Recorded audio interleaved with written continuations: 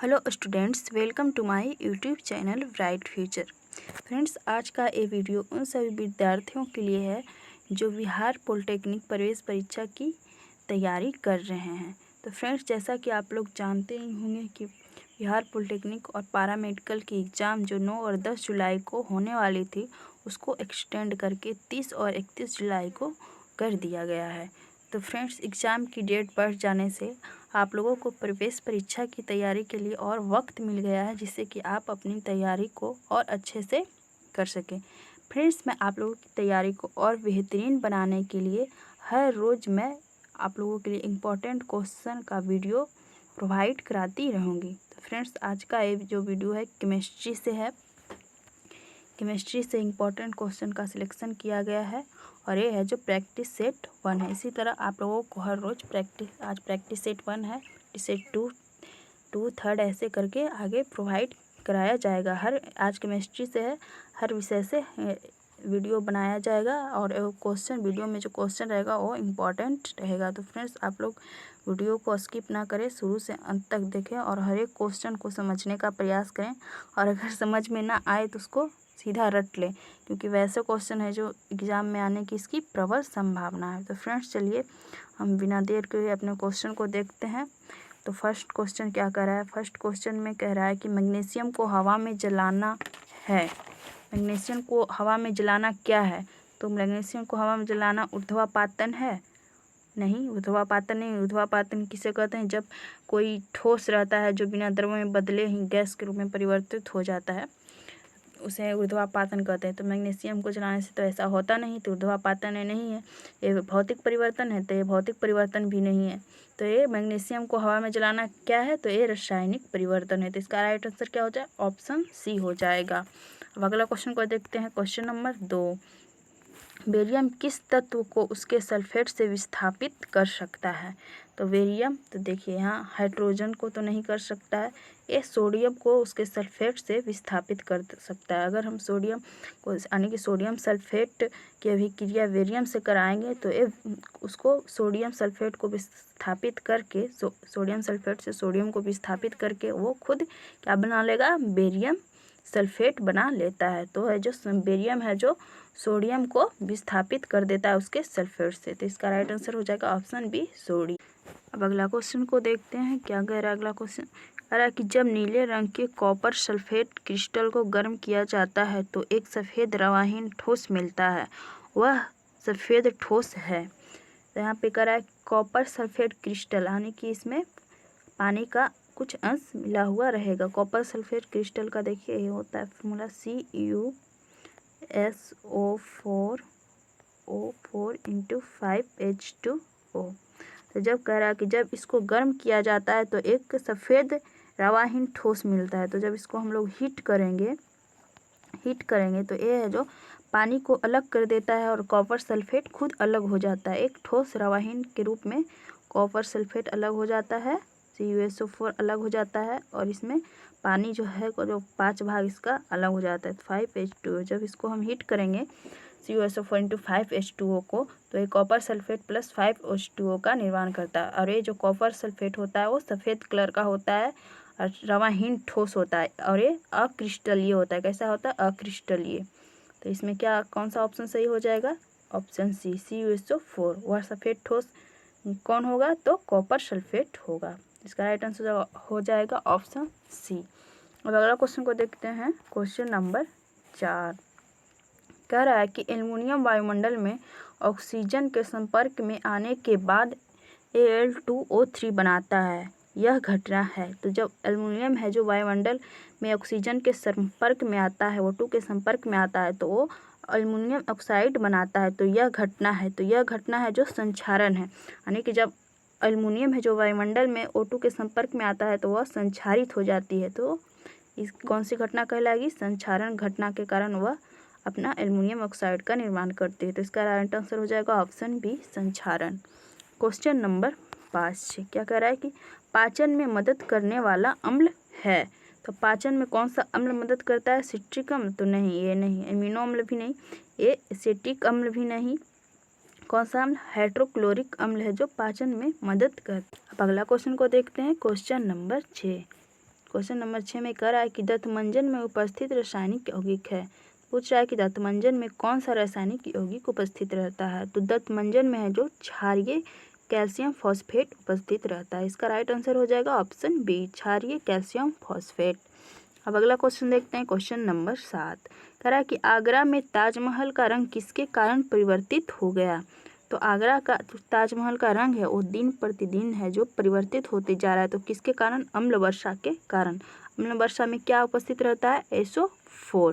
SO4 उपस्थित रहता है। इसी के कारण है जो आगरा के ताजमहल का रंग दिन पर दिन परिवर्तित होते जा रहा है। तो इसका राइट आंसर हो जाएगा ऑप्शन डी, अम्ल वर्षा। अब अगला क्वेश्चन को देखते हैं, क्वेश्चन नंबर 8 सामान्यतः धातु अम्ल और क्षार के साथ अभिक्रिया करके कौन सी गैस उत्पन्न करती है। तो समानता जो धातुएं होती है वो अम्ल और क्षार के साथ अभिक्रिया करके हाइड्रोजन गैस मुक्त करती है। तो इसका राइट आंसर हो जाएगा कौन सा? Option C, hydrogen gas. अब अगला क्वेश्चन देखते हैं, क्वेश्चन नंबर 9 किस धातु में सबसे अधिक तन्यता पाई जाती है। तो सबसे अधिक तन्यता सोना में पाई जाती है। तो इसका यहाँ पे कौन सा आंसर हो जाएगा? Option B, AU। सबसे अधिक तन्यता किसमें पाई जाती है? सोना में। और इसी में सबसे अधिक आघात वर्ध भी होता है, वो जो भी सोना ही होता है। तो इसका राइट आंसर हो जाएगा ऑप्शन बी, AU। अब अगला क्वेश्चन देखते हैं, क्वेश्चन नंबर 10 एल्युमिनियम के संक्षारण को रोकने के लिए प्रयुक्त की जाने वाली विधि है। तो एल्युमिनियम जो वायु के कांटेक्ट में आने से, ऑक्सीजन के संपर्क में आने से एल्युमिनियम ऑक्साइड बन जाती है, संक्षारित हो जाती है। तो उसके संक्षारण को रोकने के लिए कौन सी विधि का प्रयोग किया जाता है। तो उसको संक्षारण के रोकने के लिए उदारीकरण विधि का प्रयोग किया जाता है। तो इसका राइट आंसर हो जाएगा ऑप्शन बी। उदारीकरण क्या है? उसको विद्युतीकरण द्वारा उस पर एल्युमिनियम पे ऑक्साइड की परत चढ़ाया जाता है, जिसको हम लोग एनोडाइजेशन भी कहते हैं या उदारीकरण भी कहते हैं। इसका राइट आंसर क्या हो जाएगा? ऑप्शन बी, उदारीकरण। विद्युतीकरण द्वारा एल्युमिनियम पर ऑक्साइड की परत चढ़ाना क्या कहलाता है? उदारीकरण, जिससे उसका संक्षारण रुकता है। ऑप्शन बी 10 का राइट आंसर हो जाएगा। अब अगला क्वेश्चन देखते हैं, क्वेश्चन नंबर 11 निम्नलिखित में से ध्रुवीय यौगिक है। इसमें से कह रहा है कि ध्रुवीय यौगिक कौन है। तो अल्कोहल होता है जो ये ध्रुवीय यौगिक होता है। अब अगला क्वेश्चन को देखते हैं, क्वेश्चन नंबर 12 कह रहा है कि धातुओं का निष्कर्षण निम्नलिखित में से किससे आसानी से किया जा सकता है। तो धातुओं का निष्कर्षण है जो अयस्कों से आसानी से किया जा सकता है। अयस्क किसे कहते हैं? तो वैसा खनिज जिससे धातुओं का निष्कर्षण आसानी से कम खर्चे में किया जाता है उसको क्या कहा जाता है? अयस्क किया जाता है। सभी अयस्क है जो खनिज होते हैं, लेकिन सभी खनिज है जो अयस्क नहीं हो सकते हैं। वैसे खनिज ही अयस्क होते हैं जिनसे धातुओं का निष्कर्षण कम दाम में आसानी से किया जा सके, उसे अयस्क कहते हैं। तो यहाँ पे पूछ रहा है कि धातुओं का निष्कर्षण निम्नलिखित में से किससे आसानी से किया जा सकता है। तो खनिज से नहीं होगा, एक कौन सा होगा? इसका आंसर अयस्क से होगा। तो इसका राइट आंसर हो जाएगा ऑप्शन सी। अब अगला क्वेश्चन को देखते हैं, क्वेश्चन नंबर 13 पीतल किसकी मिश्र धातु है। तो पीतल है जो एक कॉपर और जिंक की मिश्र धातु होती है। तो इसका राइट आंसर यहाँ पे हो जाएगा ऑप्शन बी, कॉपर और जिंक। Cu और Sn किसका इससे मिलकर क्या बनता है? तो इससे मिलकर कांसा बनता है, कांसा बनता है। कॉपर और टिन मिलकर कांसा बनता है और कॉपर और जिंक मिलकर क्या बनता है? पीतल। तो इसका राइट आंसर हो जाएगा ऑप्शन बी। अब अगला क्वेश्चन को देखते हैं, क्वेश्चन नंबर 14 कार्बन का अपरूप जिसका उच्च गलनांक है। तो हीरा का है जो सबसे उच्च गलनांक होता है। कार्बन के हीरा है जो कार्बन का एक अपरूप है और इसका सबसे उच्च गलनांक होता है। ऑप्शन ए इसका राइट आंसर हो जाएगा। अब अगला क्वेश्चन देखते हैं, क्वेश्चन नंबर 15 विकृत परिशोधित स्पीड में उपस्थित विषैला जैविक यौगिक कौन है। तो विकृत परिशोधित स्पीड रहता है यानी कि खराब स्पीड रहता है, उसमें विषैला यौगिक कौन सा रहता है। तो इसमें मिथाइल अल्कोहल रहता है जो विषैला रहता है। मिथाइल अल्कोहल विषैली होती है। इसका राइट आंसर हो जाएगा ऑप्शन ए, मिथाइल अल्कोहल। अब अगला क्वेश्चन देखते हैं, क्वेश्चन नंबर 16 क्या कह रहा है कि वनस्पति तेल में सामान्यतः होता है। तो वनस्पति तेल में असंतृप्त वसा होता है। वनस्पति तेल में क्या होता है? असंतृप्त वसा। संतृप्त वसा नहीं, कौन सा? असंतृप्त वसा। तो इसका राइट आंसर हो जाएगा ऑप्शन बी, वनस्पति तेल में सामान्यतः असंतृप्त वसा होता है। क्वेश्चन नंबर 17 सिरका में कौन सी एसिड पाई जाती है। तो सिरका में है जो कौन सी एसिड पाई जाती है? एसिटिक एसिड पाई जाती है। यहाँ पे देखिए 4 ऑप्शन दिया हुआ है, सबको देख लेते हैं। तो सिट्रिक एसिड किस में पाई जाती है? नींबू व खट्टे पदार्थ में कौन सी एसिड पाई जाती है? तो सिट्रिक एसिड। टैनिक एसिड किस में पाई जाती है? टैनिक एसिड चाय में पाई जाती है। टैनिक एसिड चाय में पाई जाती है। सिट्रिक एसिड नींबू में पाई जाती है। एसिटिक एसिड तो सिरका में हो गया। और ये ऑक्जेलिक एसिड है जो है टमाटर में पाई जाती है। ये सब याद रखिएगा। इसमें से एक ना एक क्वेश्चन आता ही है इस टाइप का कि इस किसमें कौन सा एसिड पाया जाता है, तो इसको अच्छे से याद रखिएगा। सिट्रिक एसिड किसमें पाई जाती है? नींबू में। टैनिक एसिड चाय में। एसिटिक एसिड सिरका में। और ऑक्जेलिक एसिड टमाटर में। तो चलिए अब अगला क्वेश्चन को देखते हैं। क्वेश्चन नंबर 18, आवर्त सारणी के प्रथम आवर्त में तत्वों की संख्या कितनी है? तो आवर्त सारणी के प्रथम आवर्त में तत्वों की संख्या 2 है। कौन कौन है? तो एक हाइड्रोजन है और एक हीलियम है। हाइड्रोजन फर्स्ट वर्ग में और हीलियम है जो 18 यानी कि अकीय गैस की श्रेणी में है। तो आवर्त जो रहता है क्षैतिज रेखा में रहता है उसको आवर्त कहते हैं। उदर स्तंभ रहता है उसको वर्ग कहते हैं। तो आवर्त सारणी के प्रथम आवर्त में कितने तत्व होते हैं? तो एक हाइड्रोजन होता है और एक यहाँ पे हीलियम होता है। तो 2 तत्व होते हैं। इसका राइट आंसर हो जाएगा ऑप्शन बी। अब अगला क्वेश्चन को देखते हैं। क्वेश्चन नंबर 19, निम्नलिखित तत्वों में कौन सबसे अधिक क्रियाशील है?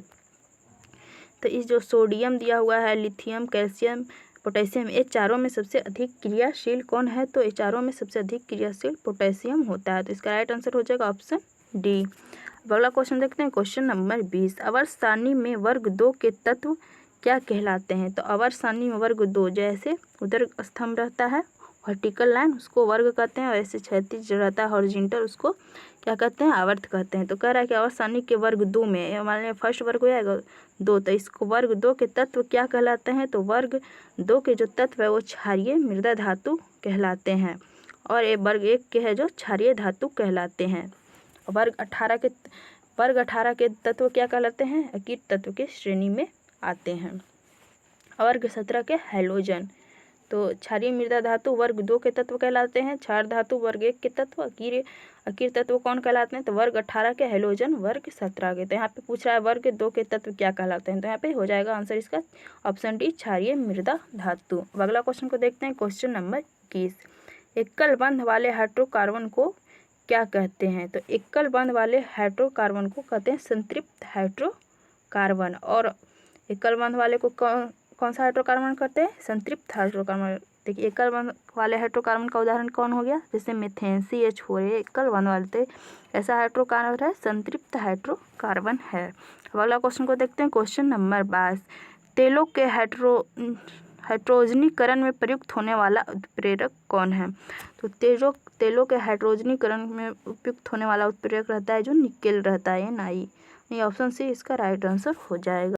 अब अगला क्वेश्चन को देखते हैं। क्वेश्चन नंबर 23 कह रहा है कि कौन सी धातु कांसे में उच्च मात्रा में होती है? तो पहले हम लोग जान लेते हैं कि कांसा कौन कौन सी तत्व से मिलकर बनी होती है। तो कांसा है जो कॉपर और किससे मिलकर बनी होती है? कॉपर और टिन से। तो जिसमें है जो कॉपर की मात्रा अधिक होती है और टिन की मात्रा कम होती है। तो उच्च मात्रा में कांसा में कौन सा तत्व पाया जाता है?